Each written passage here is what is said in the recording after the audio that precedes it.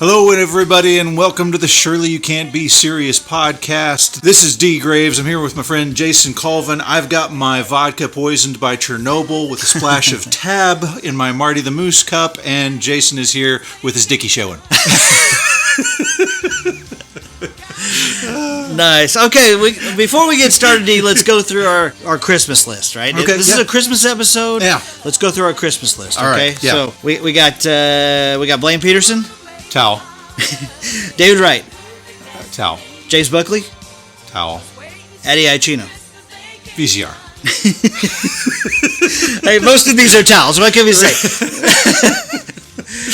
We love our patrons. We're totally just kidding. We would love to have you here, have our own Manson family style Christmas here at the Shirley podcast. Hopefully next year we can make that happen. Hey, if you are not a Patreon, you need to be, because we've got some great episodes on our Patreon page. Yeah. And for as little as $5 a month, you get all of them. Hey, it's Christmas time. If you guys want to give Jason and I a gift for Christmas, maybe just say, hey, we're going to give these guys $5 a month. Well, and in return, we give them more podcasts. We give you more episodes. We give you, if you do the little higher things, we give you gifts and fun stuff. And plus, you get to join in the chats that we have on the Patreon page, which are also a lot of fun. If you ask Kevin Davis, Kevin subscribed at the Duke Brothers level, and he got a cup and he got the wireless headset. This is the first wireless, like Bluetooth headset he had ever had. He was like, this is amazing. I can walk away from the computer. I was like, yeah. Yeah, it's cool, right? 21st century, Kevin. Great. That's right. That's right. By the way, we still have our Stranger Things socks we need to give out. Oh, yeah, we definitely do. Go to our YouTube page, subscribe to the YouTube page, comment on there, see what you think. We've got a couple of videos out there now. It's pretty cool. Yeah, absolutely. Go check those things out and make sure your nipples aren't showing. Hey, I can barely see them nipples. And he's really little.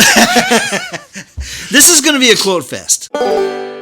Okay, Jason, before we go any further, do you know what season it is? It's Christmas season. It's World Cup season. I was extremely disappointed at the turnout at the bar for World Cup in Shawnee, Oklahoma. It turns out it's not a really big thing in some of the smaller rural areas, but for the rest of the world, it's huge. It's the biggest sporting event of the year. And one of the teams, first time I watched the World Cup, the winning team was a team from Germany. The German name for the team is interesting. You ready? You ready for this? Yeah. Deutsche Fußballnational Mannschaft. Mannschaft means it's time to go to manscaped.com and use your Serious20 coupon to get yourself all cleaned up. Let's just say that Germany, for this particular World Cup, was unable to penetrate the box. Here's what I think the problem was. They had trouble with their balls. Yeah. Because the grass was too long. You gotta trim the pitch, boys. You gotta trim that field. And that you can do today by going to our sponsor, manscaped.com, and you use our promo code SERIOUS20. You will get 20% off of whatever your Christmas item is for this season, and you'll get free shipping. Put your balls on the world stage. Whack it. Whack it! We have got Scrooged with Mr. Bill Murray, and we've got Christmas Vacation with Mr. Chevy Chase. Where are we going to put a podcast this big? Bend over and I'll show you. Thank you. You teed that up nicely for me.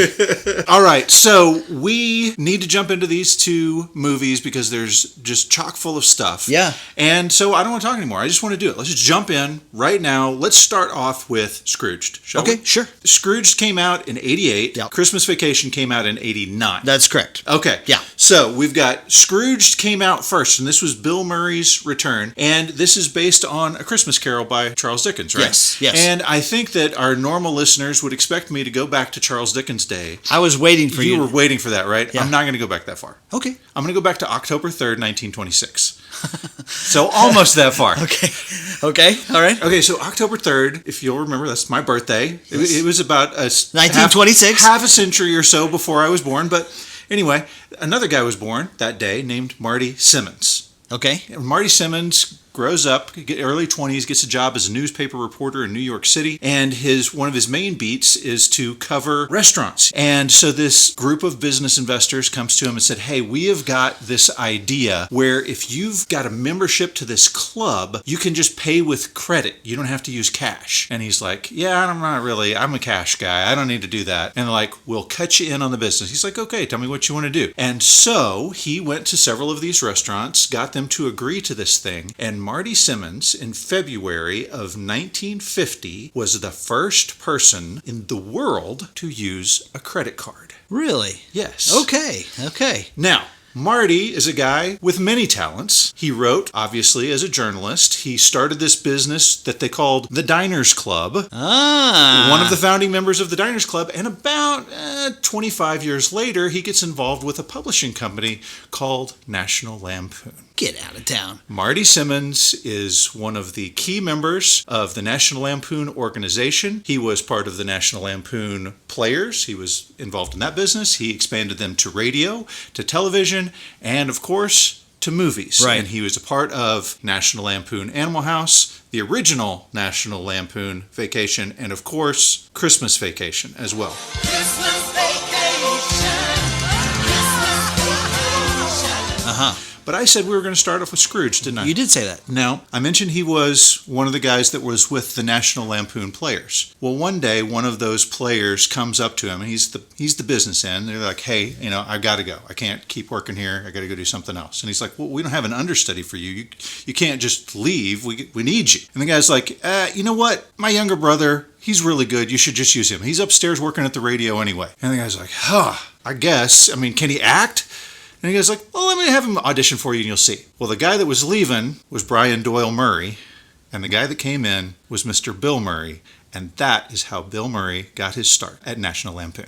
Hej Mark Hansen, nobody can come out before me. All those who go before me, listen here, you know, the rain before nightfall of cheer. I swear, by day I forswear. Now beat it! That is fantastic. You teed that up so nicely. So Brian Doyle Murray, I was going to bring this up later when we talked about casting. Yeah. He's in both of these movies. He is in both of these movies. He was in the original National Lampoon Vacation. He was in Caddyshack, which of course is full of National Lampoon folks, Yes, right? yes. Including Bill Murray, Chevy Chase. Yeah. I mean, it's all a fest there. By the way, go check out our Caddyshack versus Happy Gilmore episode. We go into great detail about the beginnings of National Lampoon, which are fun. Go check that episode out. Okay, so just a little bit more on Brian Doyle Murray. Go ahead. You bring him up. He was Lou in Caddyshack. What's that sign say? No fighting. But he plays Mr. Shirley, Clark's boss in Christmas Vacation. Yeah. He also plays Frank Cross's dad in Scrooged. But listen to this. In Vacation, he plays the guy who rents them tents in Durango, Colorado. Yeah. Same actor, different characters in the Vacation trilogy, quadrilogy. Whatever it might be. Multi-trilogy, yeah. Whatever it might be, yeah. And there are several throwbacks in Scrooge to some of those old movies, not the least of which is Bill Murray taking a drink, and this is right after he's seen the ghost, and he opens his mouth and a golf ball comes out. Yeah.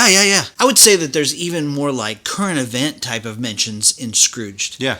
I mean, you got Mary Lou Retton. Yeah. You got Jamie Farr. Yeah. You got Buddy Wackett. Buddy Hackett. Yes. You've got... Was it alfalfa or Spanky? And then you've got Bill Murray specifically saying that his vodka was poisoned by Chernobyl. Yep. So a lot of fun references for 80s kids who remember that time, you know? Absolutely. I watched it with my son last night. He thought it was hilarious. He didn't have any idea who Mary Lou Retton was. Oh, did he know what Chernobyl was? He's heard of Chernobyl. Oh, yeah. well, that's good. So, That's good. there you go. Okay, so Scrooged starts off with a guy who was in the original skit for Saturday Night Live. Okay. Not John Belushi, Yeah. the other guy. Yeah, okay. Tell me about that. So, very first skit, it's this cold open, Saturday Night Live. John Belushi plays this foreign guy who seems to be going in for some language lessons. And the guy who's giving them the language lessons is telling him some of the weirdest phrases.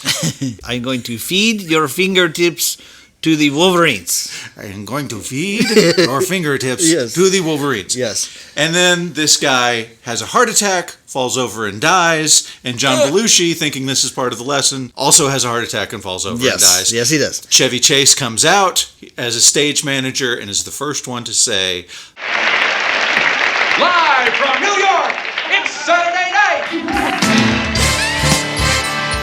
the guy who's playing the language teacher is a guy who's a writer for the show. He had come from National Lampoon, Okay. and it's a guy named Michael O'Donoghue. Okay. As we text our Patreon friends, David writes, like, I hope you talk about this guy. Right. So, David, I'm sorry, I did not read the Saturday Night Live book that you have, but I can tell you that this guy had this idea back in the early 80s, maybe even back into the 70s, of doing another comedy, dark style of A Christmas Carol by Charles Dickens. Okay. I mean, he wanted to scare the Dickens out of people. Nobody gets that joke. Nobody gets me. Okay. So he writes this script. He shows it to Bill Murray later on. Bill Murray's like, it's not so good. And then things happen, Saturday Night Live becomes big. Michael O'Donoghue has writing jobs that he continues to do. Then Ghostbusters happens, and Bill Murray is huge. Right. And he decides to have his own serious movie called The Razor's Edge, which does very poorly. Mm-hmm. And so he is in this situation where he's got this outrageous fame all of a sudden. He's suddenly getting panned by the critics for this serious movie that he's done, and he basically decides to go into hiding. And after 4 years of being in hiding, not doing a single movie except a really small part in a movie called Little Shop of Horrors, which is a fantastic movie, by the way. His cameo is awesome. Oh, it's great. He plays the masochistic patient of the Steve Martin dentist. Yes. It's absolutely brilliant. Uh-huh. And by the way, in case I forget it, it comes up at the end of Scrooged. The little part when He he's does, doing, that's right, he when does he's- mention that. When he's doing his little weird, ad-lib monologue Feed me, thing, Seymour. He says, "Feed me, Seymour," right at the end of the movie. Uh-huh. Quick question for you. Yes. Have you ever seen Ghostbusters? What? Why? Have what? you ever seen Ghostbusters? Yes, How many times? A million times? a bunch. Yeah. How many times have you seen Razor's Edge? 0 times. I have never seen Razor's Never Edge. seen Rachel. I would watch it. I'm curious to see what I'm a Bill kinda Murray curious, too. serious piece would be. I really would. But, I mean, in 35 years, I've never got around to it. Okay, another side note. Just throw it over to Christmas Vacation real quick. Yeah. Johnny Galicki, Yeah. I believe is how you pronounce his last name. Yeah, yeah. He's 13 years old. First comedy he's ever done. First big picture that he's ever done. Right. He said that Chevy Chase would point at him for when he was supposed to say his line, right? Yeah. He's supposed to, and he was just, he appreciated it. He's like, I was 13. I didn't know comic timing. And Chevy Chase was a master at comic timing. Right. So he's showing it to him.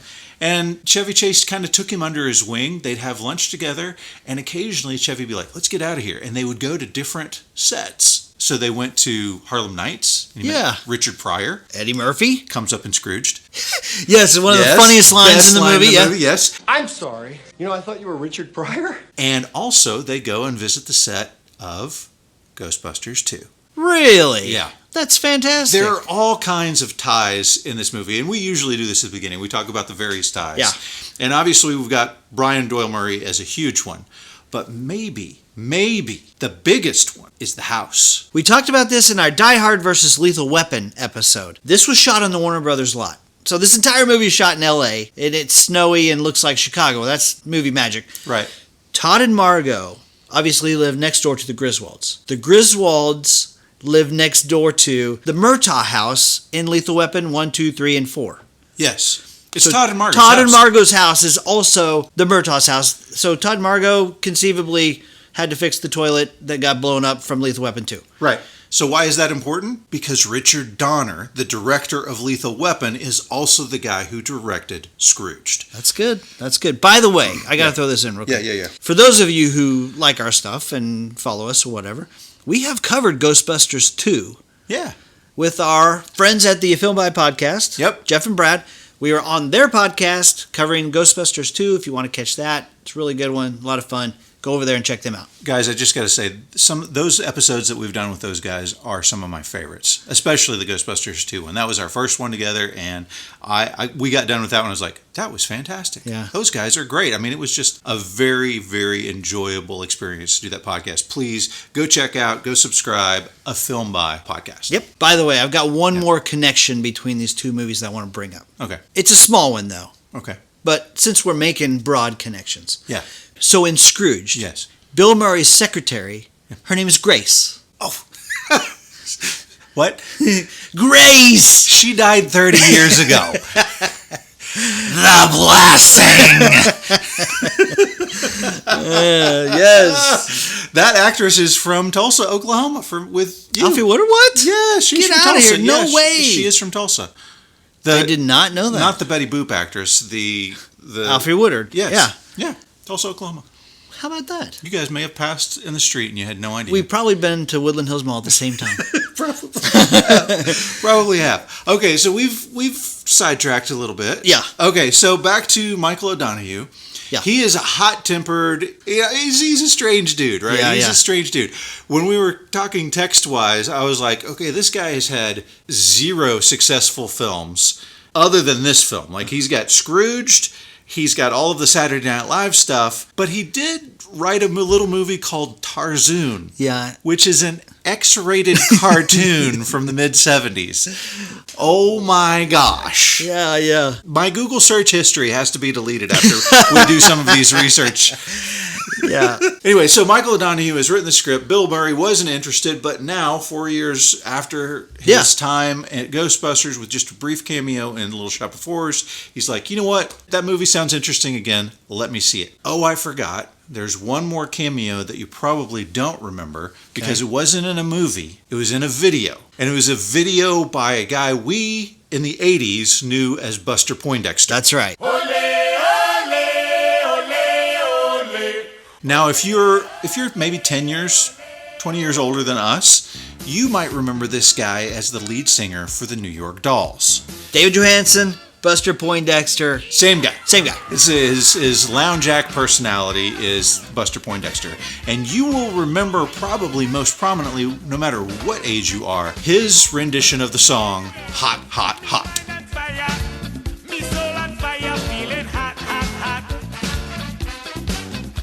By the way, he calls this the bane of his existence because it's like karaoke and all of the other. It's just like, I'm just so sorry I did the song. Now, he probably made $1 bajillion from doing the song. Right. But I sent you the video last night and I was like, check out who shows up at 1 minute and 57 seconds in.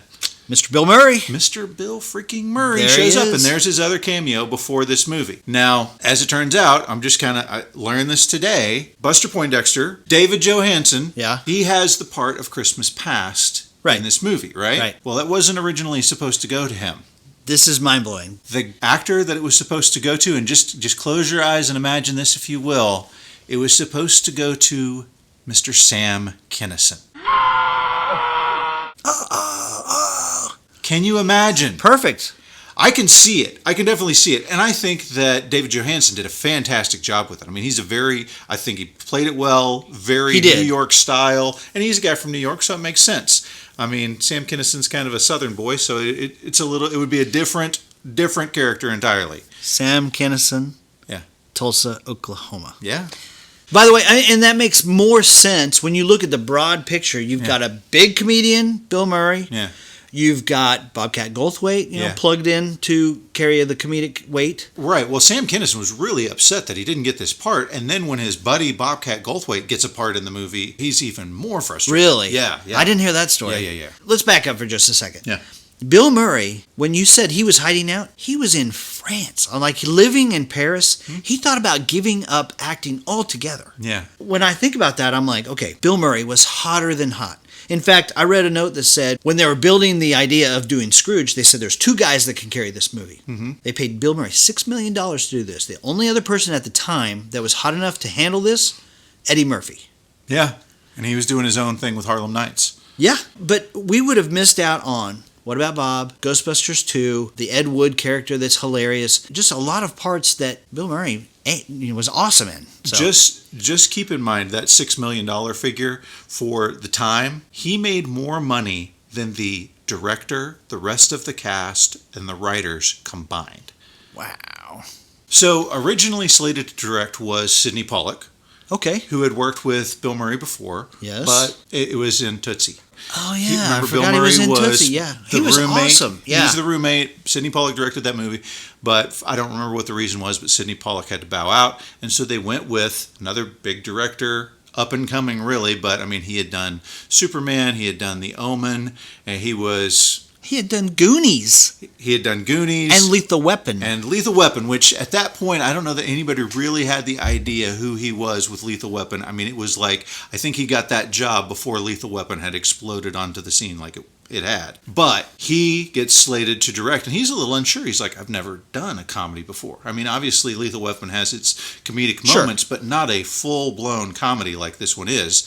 But I gotta say, he knocked it out of the park. His comedy in this movie, with the timing of like the very unsettling zombie scenes and, you know, mice coming out of people's skulls, and followed up by something that's absolutely hysterical, is brilliant. It's absolutely brilliant. Richard Donner can do all the comedies he wants to do, in my opinion. I'm glad that you touched on that, because you take a super funny improv, you know, Second City type performance by Bill Murray, and you add some really cool special effects, dangling him outside the window, and then the Christmas Futures, the skeleton with the guys running around his body, you know. We watched it with Quinn. Quinn's like, whoa, dude. By the way, I happened to see the Japanese poster for this particular movie. Yeah. And it's got a picture of Bill Murray down at the bottom, and it's like there's a laser coming out of his hand, like he's Emperor Palpatine or something.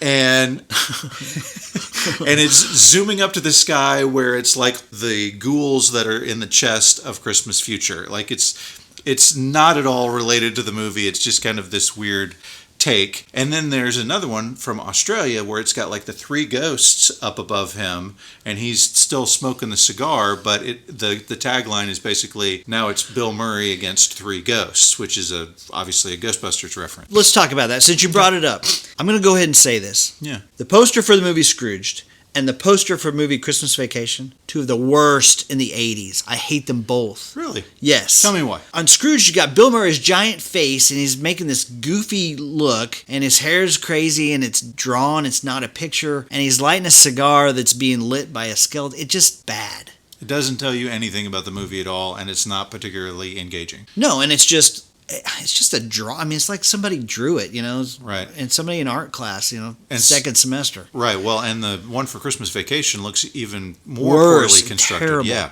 Now you compare that to the original Vacation poster where he's, you know, it's got Christy Brinkley and Beverly D'Angelo, and he's kind of muscled up and he looks like a champion, you know? It's a play on the Conan the Barbarian poster, right? And Yes. that one's fantastic. It's awesome. It's fantastic. And then you have a second semester art student in charge of this one. It looks terrible. Yeah. Yeah, two poorly done posters for two great movies. By the way, I saw a alternate poster for Christmas Vacation. Yeah.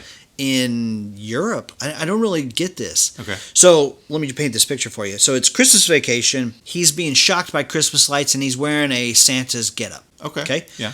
In this European poster I saw, it's called Holiday Vacation. No Santa getup, and he's just wearing like a coat. It's the weirdest thing. He's still getting shocked. They changed his clothes, and it's really weird.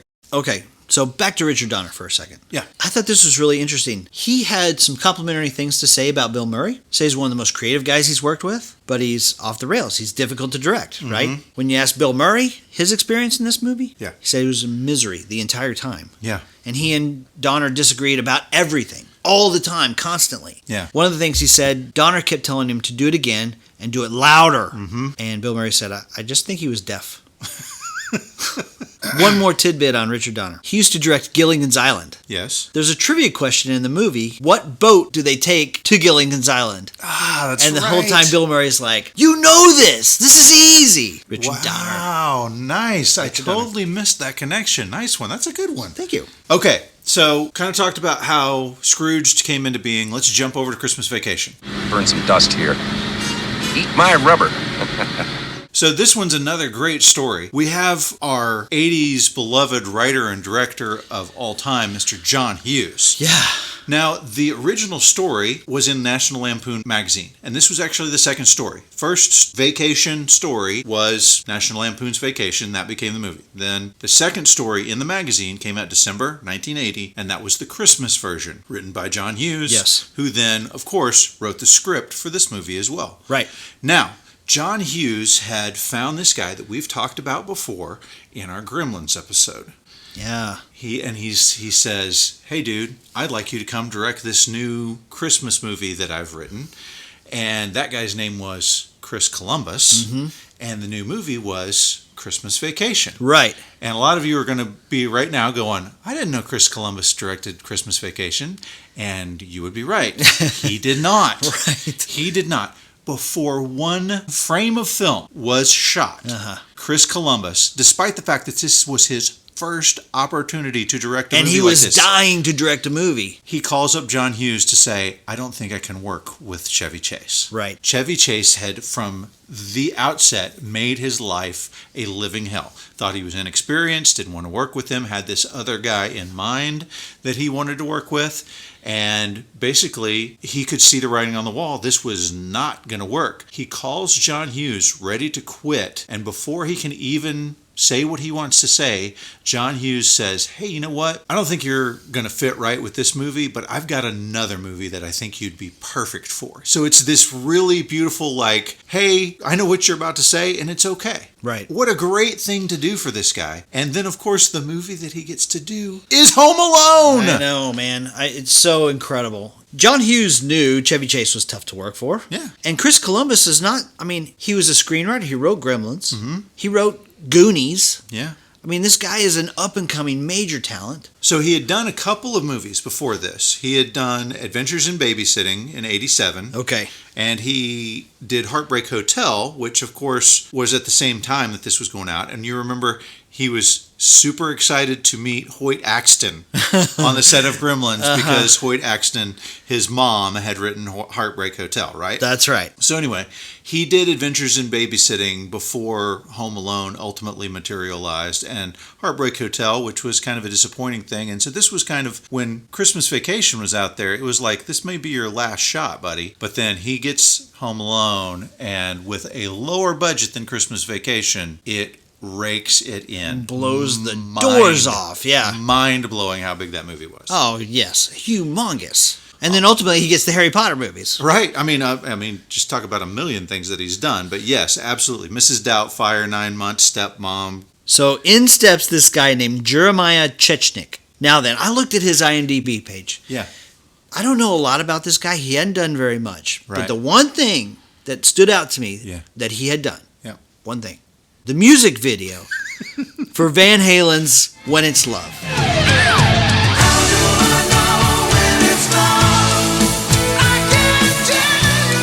That's it. To me, that was the biggest thing on his resume before this. Before this. Yeah. Right. Now, he did a few movies after this. Yeah. But to go from that to this? He did a couple movies after this. I mean, he's done several things. He's still working, right? He's still making stuff. But our audience will be familiar with Benny and June. Yeah. Well, I mean, that was a huge one for Johnny Depp. Yes. And then he did this movie called Diabolic, which he almost won the Worst Director of the Year award for, but lost out to Gus Van Sant, who did the remake of Psycho. I believe it's Diabolique. You say so, buddy. Okay. I didn't catch that one. Hey, that's okay. So when they went to John Hughes, he said, you know what, guys, I'm kind of done with the Griswold story. And I'll do this third one if we can think of some idea that's really good. And I'll stick around if it's really good. And to me, this kind of tells how great of a writer he is, because he forgets about Christmas 59. Like, he's put out all this stuff, and when he's kind of going through his old stuff, he's like, oh yeah, Christmas 59. Yeah. That's a good idea. Christmas 59, by the way, just because we didn't clarify, that's the name of the story from National Lampoon that came out in 1980. Yeah. I mean, we're talking about 8 years later when he's looking at this. Yeah. From what I understand, there were pages coming in every day, and they were doing a lot of things on the fly. Now, you talked about the fact that Jeremiah Chechnik had only done Van Halen video before that. I mean, he had directed some commercials as well, but I mean, this was his first filming job. And do you know what the first thing that they filmed was? What? It's the first scene in the movie where the station wagon goes underneath the logger truck. And I mean, can you imagine a harder scene to film on your very first day? He was like, I was sure somebody was going to die and this would be the end of my career before it ever started. Yeah. But fortunately, they had a guy on set who was a fantastic stunt driver. His name was Dick Zeiker. Okay. They called him Z-Man, but he was an absolute pro, and he was just able to go at the exact same speed, slide that car under there. And that first scene is so perfect, because how are you going to have a driving scene in a Christmas Vacation movie that's supposed to take place at the house of the Griswolds, right? Sure. Well, because they're driving out to get the tree, but you've got to have that tie-in. By the way, they asked Lindsey Buckingham to write a song for this one, and he was like, I don't want to be known as the soundtrack for Vacation Guy. Well, it's the only vacation movie that doesn't have Holiday Road in it. Yeah. By the way, you talked about it, but that scene was shot in Breckenridge, Colorado. Yeah, all of the scenes that they needed lots of snow for, Yeah. they went and shot at Breckenridge because Breckenridge always has snow early. Well, they come to Breckenridge, they show up and no snow. So they're like, oh, crap. And so they have to make their own snow, right? They make a lot of snow. And then as soon as they get it all laid out, a snowstorm comes in and it doesn't stop snowing the entire time that they're there. You know, I've been to Breckenridge and I've been to Chicago. I've noticed that the Rocky Mountains are not in Chicago. We don't know how far they drove. Yes, for the Griswold family Christmas. Okay, so that kind of does it for the beginnings of these movies. Let's talk about the casting.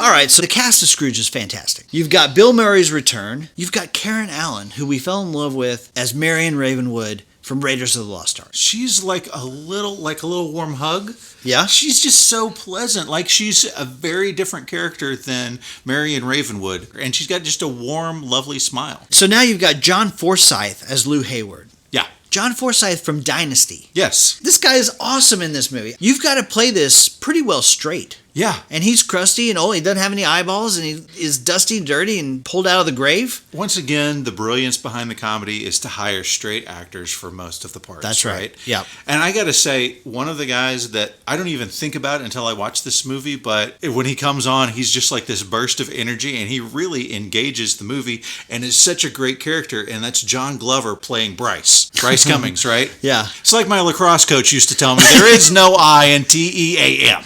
That guy is brilliant. I love him. He's funny, and then just the subtle looks that Bill Murray gives the camera, and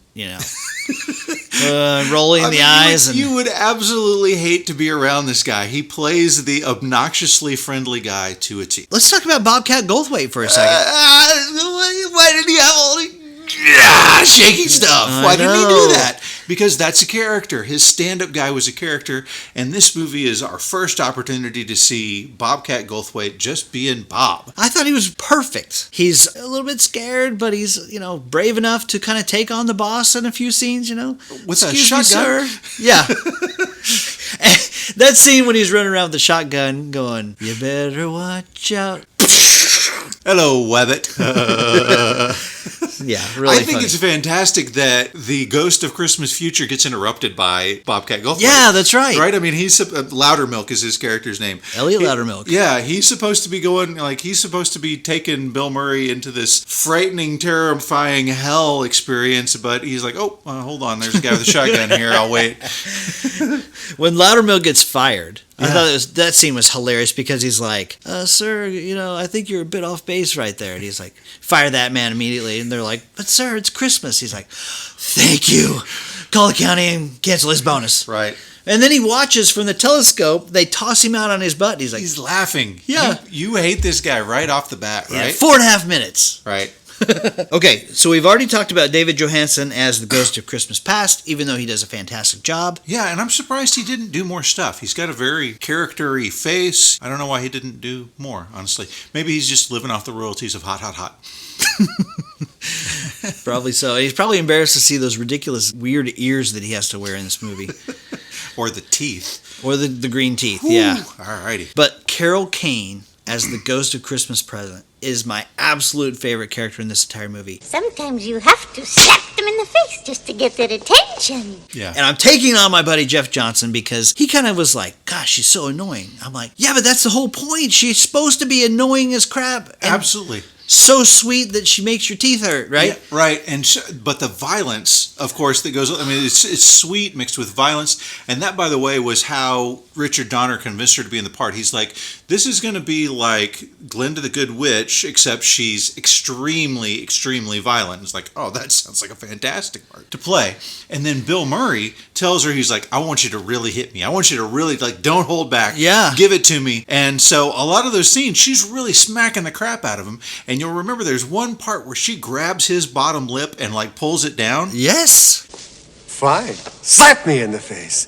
But you kicked me in the balls. Frank, it's time to begin the journey. They had to stop filming because she basically ripped the little tissue that holds the teeth to the lip off of Bill Murray. For like 4 days, they shut down production. Yeah. I mean, there were a couple. That was the injury in Scrooged. There was another in Christmas Vacation. Chevy Chase is beating up all of the Santa and the reindeer and all that. When he punches the Santa, when you see him punch the Santa, he breaks his pinky finger. I know. And then he improvs where he karate chops the antlers off and stuff. He wasn't supposed to do that. Yeah, he's like, well, my hands hurt. I guess I'll start kicking.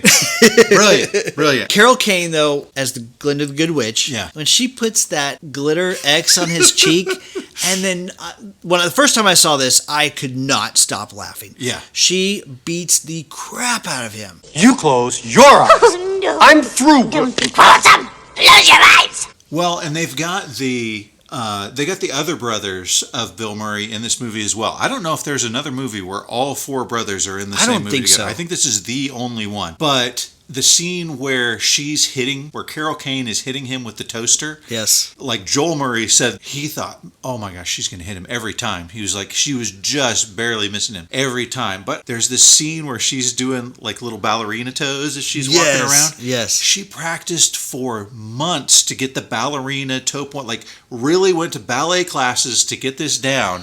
And she got kind of upset because when she did it, Richard Donner thought it was absolutely hysterical. Yes. Like she's like, I was trying to do the best that I could. It's like, it's hilarious. Keep going. When she's doing the little thing.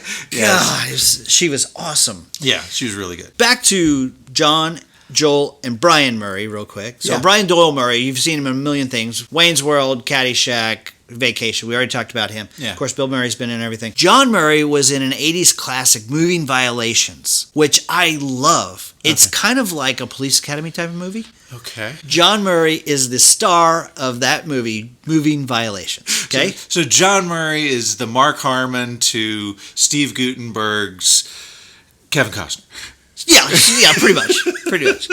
I don't even know. That's some complicated math right there. Is what that is. Joel Murray was Yeah. in One Crazy Summer Yeah. with Bobcat Goldthwait. Yeah, that's right. There you go. Some connections to some 80s classics there. All right, who else have we? We've got some big hitter actors in this one. You've already mentioned John Forsythe, but we also have Robert Mitchum. Robert freaking Mitchum. I mean, dude, talk about an icon. I mean, Yes. he's there are too many movies to Right. mention. One of my favorites is Cape Fear, but he is an icon of the early 20th century movies, and here he comes in as this kind of ridiculous executive who wants to do programming for cats. As it turns out, Yeah. this is actually a prediction of the future. The Roku has programming that is specifically designed for your pets, ladies and gentlemen. If you want to entertain your dog or your cat while you're away from the house, Roku has a channel for that. Yes, Robert Mitchum. And in fact, I was going to tell you, when Quinn and I watched this, my son and I watched this last night together, I wanted to kind of gauge his reaction to it. He laughed out loud at the end when Bill Murray, the finale where he kind of takes over the Christmas Carol and he starts improvising and saying, the Christmas miracle, and we can do this. And Robert Mitchum's character is really mad. And he turns around and hauls off and kicks his cat. He just takes this big old kick. And it's like, "Whew," My son thought that part was hilarious. It's very good. It is very funny. Robert Mitchum, funny. Okay, you talked about Alfred Woodard. You talked about John Glover. I want to bring up Mary Ellen Trainor. Mary Ellen Trainor is the woman that you see that Bill Murray is trying to kind of sweet talk into bed, maybe. Right. Whenever the grandmother dies from Bill Murray's Yes. commercial, she's the one who's showing him the lines, and he's like, this is great. And This is you can fantastic. see her starting to massage his shoulders and him kind of giving her the eye or whatever. But yeah, we've talked about her a few times. So she has been in a lot of other Richard Donner movies. She was in Goonies. She played the mom in Goonies, right? Yep, she's the mom in Goonies. She's the psychiatrist in Lethal Weapon. Yes. She also plays the newscaster in Die Hard. Yeah, that's right. That's right. Yeah. She was married to Robert Zemeckis. She was in Romancing the Stone. She's the sister that got hit by the boomerang rocks that That's right. they were trying to rescue That's from right. Bolivia. That's so right. That's right. the last guy I want to talk about is this guy named Michael J. Pollard. Yeah, perfect. That's where I was going to go. Okay. What you got? No, so Michael J. Pollard is the guy who you will remember from this movie. He's one of the guys who thinks that Bill Murray is Richard Burton. Okay. Yes. He's one of the homeless guys. Bill Murray shows up at the homeless shelter. He's Yes. like, say one of the lines. You're like, and then as Bill Murray is leaving, he's like, hey Richard, can you give me $2 so I can turn my heat back on? And then a little later on, we see him down in like a little sewer area, and he's frozen to death. Right? Yes. He's got a very cherubim face. He's just got this very pleasing little, and his eyes are frozen open, just like Juliette Lewis in Christmas Vacation. Yeah. And it was interesting to me that in the old Superboy series, he's the guy that plays Mr. Mxyzptlk. Oh, really? And he's perfect. He's got the perfect hair. He's Yeah. the perfect. And we have another podcast, ladies and gentlemen, called Podcast Full of Kryptonite, where we talk about Superman and Lois, the TV series that's on the CW. You should go check that out, but I maintain that's a character that needs to show up in that series. Mr. Mxyzptlk. Mr. Mxyzptlk. Yeah. Okay, one more guy I want to talk about real quick. Mm-hmm. Jack McGee. Okay. He's the guy who says, I can barely see them nipples. Improved. He improved that I know, line. right? Yeah. And Bill Murray, right after him, he's like, see, and these guys are really trying. Yeah. That guy has been in some other Donner movies as well. Okay. He was in Lethal Weapon 2. He's the guy who's shooting the nail gun that Murtaugh uses later to nail them both. Okay. There you go. There you go. All right. So there are a ton of cameos in this one, especially because of the Christmas Carol, which they're calling Scrooge, by the way. They don't ever say the Christmas Carol or A Christmas Carol. Okay. They say Scrooge. Okay. And so you've got Buddy Hackett as Scrooge. You've got Jamie Farr as one of the oh, no, he's Jacob Marley in that one. Right. And then you've got some other cameos. You've got Robert Goulet, Yeah. A Cajun Christmas. Yes. And you've got Lee Majors in The Night the Reindeer Died. I It's would watch Lee that movie. Majors. It's Lee Majors. You've been a good boy this year, Lee. And you got John Houseman as the narrator, who I knew from The Paper Chase when I was a kid, influence on my desire to become an attorney. But when I saw the movie this time, and I saw Grace's mom, right? Grace is the secretary. Her mom, I'm like, I know that lady. Okay. That actress is Mabel King, and she was in a TV series called What's Happening, which I remembered her from that, but you will probably remember her as the mom from The Jerk. I made a sandwich for you and I wrapped it in cellophane just like you like it. Oh, yeah. Yeah. Oh, awesome. Another Saturday Night Live player You there. mean I'm going to stay this way? Ton of fantastic cameos throughout this one, and I'm sure we've mentioned Mary Lou Retton, but Mary Lou Retton as Mary Lou Retton. Don't forget the Solid Gold Dancers. Oh my gosh. By the way, just a weird coincidence, Solid Gold was canceled the same year that this movie came out. This is the last time we ever see the Solid Gold Dancers. And man, they did a heck of a performance in it, I gotta say. You could hardly even see them nipples. And I was really trying. I was really trying. Actually, the kiss that Bill Murray has with the Solid Gold Dancer under the mistletoe, Yes. improv. Well, she did a good job with that one. Yeah. She's grabbing his necktie. Yeah. Okay, we ready to flip back to the cast of Christmas Vacation? Let's do it. All right. Oh! Ellen, I fixed it! God! Everybody come on, quick, look at the lights! Oh my gosh, what an all-star lineup we have for such a small cast. I know, right? You're going to have to help me understand the magnitude of some of these older actors, okay? Sure. All right, so let's start off. I mean, you have to have Chevy Chase as Clark W. Griswold. I mean, you can't change the family members. Oh, wait. Wait a minute. Yes. Yes, you can, actually. Wow, isn't it so weird that every single time, not only are they different actors, but they're different ages? Like, it's very weird. And they reverse, you know, like... And I think they even mention Rusty in this episode as being in the Navy. As though there's a Russ and a Rusty. And Bethany's just confused. It's all very weird. Okay, so you got Chevy Chase as, you know, Sparky. Clark W. was Griswold. I cannot tell you how many times in my household, not in any inappropriate way, I've said, I'm almost there. I'm going to go for it. Wild animals. And then you have Beverly D'Angelo as Ellen Griswold. She's back. I believe she was the first set of movie boobies I ever saw. Yeah, for a lot of people. Yeah, and you mentioned she was not very old. She was 29 when she did the first Vacation movie. Yeah. And she's supposed to be the mother of like 15 to 16-year-olds. Right. I can see Beverly D'Angelo getting busy a little bit early on. Majors. Yeah. Majors. Yeah, she's sexy. Yep. Then you have Juliette Lewis as Audrey Griswold. Right. Now, Juliette Lewis, I didn't realize this until later. Have you seen Every Which Way But Loose? Yes, I have. The guy who's in that as Clint Eastwood's kind of sidekick guy. Yes. It's her dad. I knew that, yes. Yeah. So in this one, we've got John Galecki as Rusty. He's a little 13-year-old kid in this one, despite the fact that he was older in the other ones, right?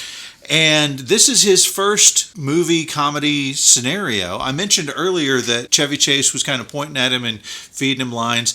There's the one part where he's like, we checked every bulb, right? And he's like, yeah. He said, maybe we should go. Oh, I got to get to bed. I got to feed the hog. Yeah. He goes through all that. Those were all ad-lib lines that Chevy Chase had given him. And if you'll notice, he pulls his sleeve back and he looks at his wrist as though there's a watch there and there's no watch there, which is a classic Chevy Chase bit.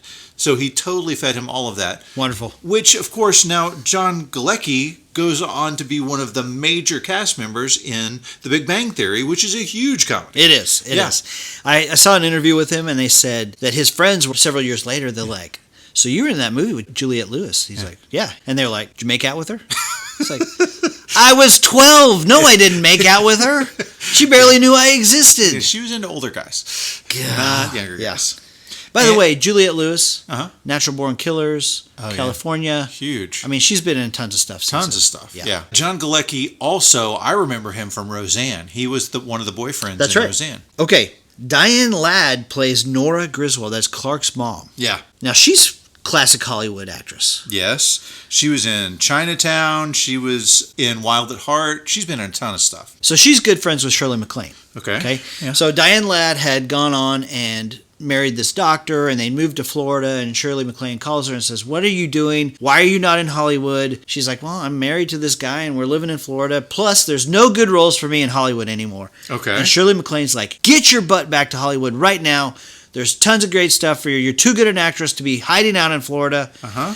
So she said, fine. So she went back to Hollywood, and that's when she landed this role. Wow. She's in movies that are coming out right now, this year. She plays Clark's mom, and she's only like 6 years older than Chevy Chase. And then we have a couple of big hitters. We've got E.G. Marshall. Yeah. Dude, 12 Angry Men. Yeah. He is a monster. And what was we've talked about another movie that he was in. What did we talk about? He was the president in Superman 1 and 2. That's right. That is right. Go check out our Superman 1 and 2 versus Man of Steel episode. But yeah, I had forgotten about that. Yeah, he plays the president. And of course, classic, brilliant actor. Again, big 20th century actor. By the way, go ahead. Superman, directed by Richard Donner. There you go. Then we've got Doris Roberts, who plays Frances. She's hysterical. You've seen her in a million things. She's always going to be Ray's mom from Everybody Loves Raymond. Right. She is the friggin' funniest in that TV show. I don't think she really gets to shine in Christmas Vacation as much as she does in Everybody Loves Raymond. Well, she has the fantastic part where she faints with the squirrel. It's hysterical. Yes. And then we have the return of Cousin Eddie himself, Mr. Randy Quaid. Eddie?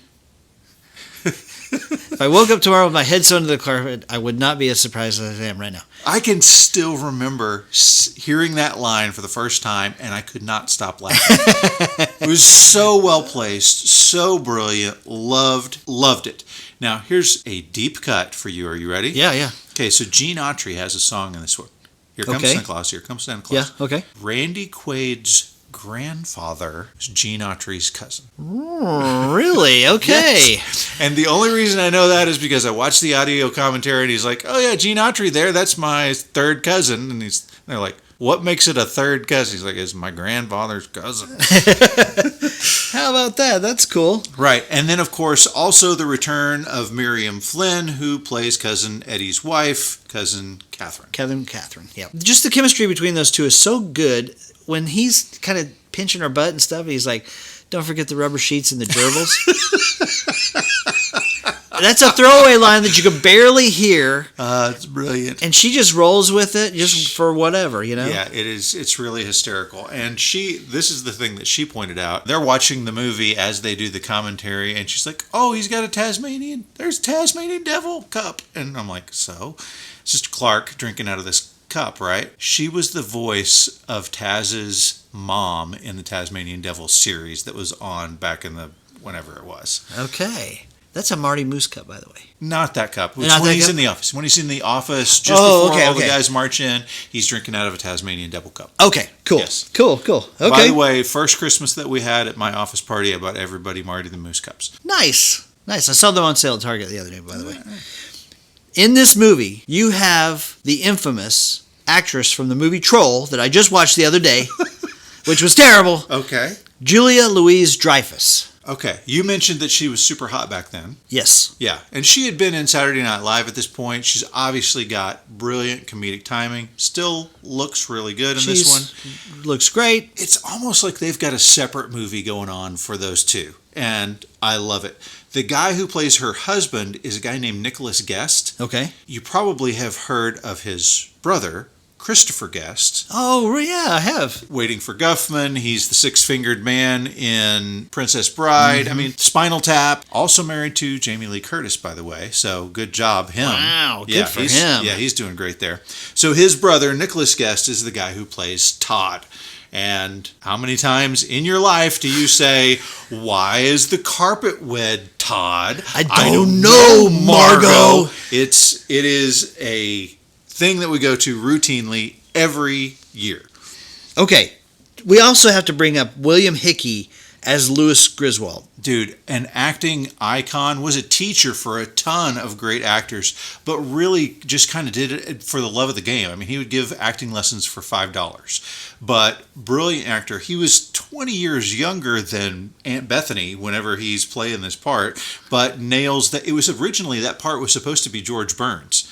So you can totally see that with the stogies and the wig and all that other stuff. He totally nails that, despite the fact that he was a much younger, I think he was maybe not even quite 60. I mean, very, very young guy playing this part. But he has brilliant. some of the best lines in the movie. Yeah. Where he's like, you couldn't hear a dump truck drive through a nitroglycerin plant. Yes. The blessing. Yes. And then, of course, we have Aunt Bethany, played by Mae Questel. Mae Questel, who was the original Betty Boop and also the original Olive Oil. Holy crap. Talk about a resume here. I knew she was Betty Boop. I didn't know she was Olive Oil. Yeah, and obviously she's passed on since then, but man, all of her scenes are iconic in this way. Grace died 30 years ago. Oh, did I pass wind? Did the room clear out?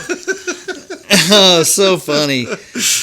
Okay, and one more person we got to talk about. Yeah. Nicolette Scorsese. Not related to Martin Scorsese. Yeah? But I don't care. I don't either. I just have to think, for the casting process for this movie, they had to go, can we see your hip? Exactly. And she had the perfect hip. Oh, she could barely even see the lines. Can't even see the lines, can you, Russ? Yes. Hey, you know something funny that I'm going to be the dummy here for a second. Yeah. It took me a few viewings to realize that the girl working in the retail lingerie part of the store, where she's showing her underwear to Clark, she's the pool girl. It's the same girl. Oh, Jason. Oh, my gosh. There's just some things that you can't say out loud. This goes back to our Rio episode all over again. I'm not even going to revisit that. How did you not know that was the same girl? I just thought she was another girl in a red bathing suit. Oh my gosh. My guy. I don't know what to say about that. We better move on. She wasn't wearing lingerie. She threw me off. I was looking at her face. I was looking at Cousin Eddie there for a second. Yep. If I know father, he's out there chasing beaver. Okay, do you have any more? Nope, that's it. Okay, so there's one more name that I got to mention. This is kind of, you could easily glaze over this one, but it's just worth mentioning, okay? Okay. Maybe just because of this random movie trivia. The boss's wife, right? Yes, okay. played by Natalia Nagolic. Yes. You can kind of hear Leontovich? Nagolic. Okay. Natalia Nagolic. Okay. Was that something that I missed? Thought maybe she was related to the guy who did Carol of the Bells. But keep going. No. Okay. Not even one similar letter in that whole name. Okay. And then an L. Okay. Keep going. Natalia Nagolic. Okay. So she's the wife, right? Yes. And he's like, how I was thinking about not doing bonuses this year. And she's like, Oh, you didn't. Yeah, Yeah. right. That actress provided the voice for Mon Mothma in the radio adaptation of Return of the Jedi. Okay. That is a random bit of trivia, but I Wow. saw it and I was like, well, that's what we do here at the Shirley Podcast. Mon Mothma. Yeah, there you go. That is fantastic. Yep. Okay, guys, that is going to do it for part 1 of this comparison. We will be back next week for part 2, where we will give you the production and the reception of these movies, and we will give you our final judgment on which one of these movies is the best. Come back next week. It's going to be a lot of fun. Don't forget to subscribe or follow on your podcast app. Don't forget to come check us out on Twitter at Shirley Podcast or on Facebook at Shirley Podcast. We're on Instagram too. We don't do a lot over there, but go ahead and check us out, man. We love the followers wherever we can get them. That's right. Check out our YouTube page. We got some videos out there now. You can check those out. It's pretty cool. You can see what we look like. Exactly. Yeah. We did have somebody, our friend Amanda said that she had us switched. Yeah, that's right. Another person that we've never met before commented on our YouTube page, and she's like, you guys look nothing like I thought you did. Okay. Hope we didn't scare you off. That's not what I heard. I heard you guys look friggin' awesome.